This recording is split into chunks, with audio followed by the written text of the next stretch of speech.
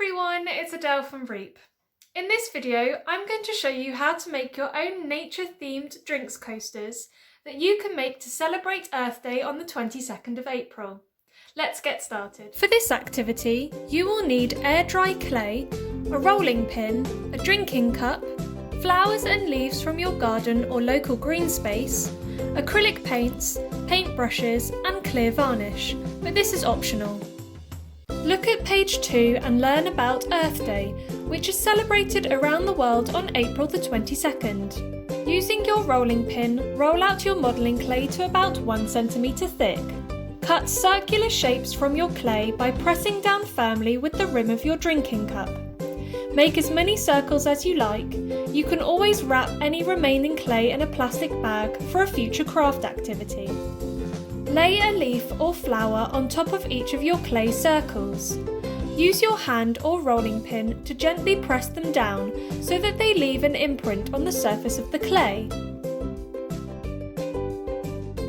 Peel the leaves and flowers away from the clay and set them aside on a non-stick surface to air dry.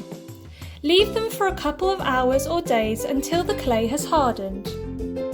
Now it's time to turn your clay circles into coasters by painting them with your paints. Why not use colours of the earth like blue, green and brown? I've watered down my acrylic paints so that you can really see all the lines and shapes of the leaves. Why don't you try this too? You don't have to paint the entire coaster. Why not leave the background plain, like I'm doing here, so that the leaf print really stands out?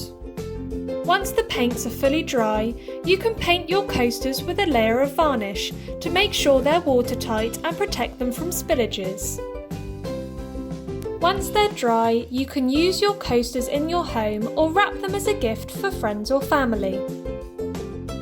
I hope you have lots of fun making some earthy drinks coasters this week.